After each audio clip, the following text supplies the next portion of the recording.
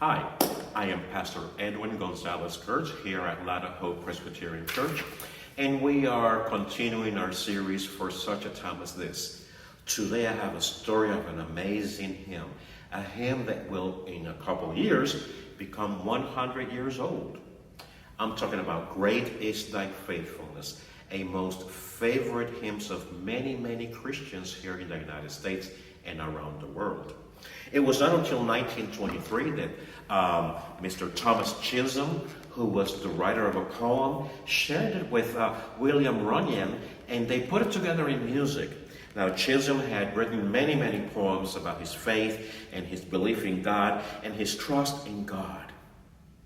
And in this particular hymn, he uses, or this particular poem that became a hymn, he describes in the first stanza God's sovereignty. How God, who is a spirit, has no shadow of turning. How God's faithfulness, how God's love is forever. How God's mercy is enduring forever. And how God's love is forever and ever. And then it says at the end of that first stanza that God doesn't change. So God's faithfulness, first of all, is based on God's character and who God is. Then Chisholm in the second stanza talks about God's creation, how the patterns of winter, summer, fall, and spring follow an order of creation that never changes. We never have summer and jump into winter, maybe one day, but we don't see that happening often. Nature has a pattern of faithfulness, of loyalty and devotion that God has for us. In the third stanza, Chisholm describes God's faithfulness in the act of God's sovereign redemption.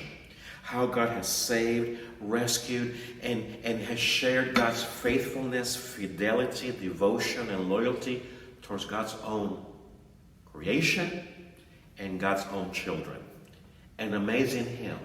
I hope you listen to it now and reflect on the words of Great is Thy Faithfulness for such a time as this. Thank you.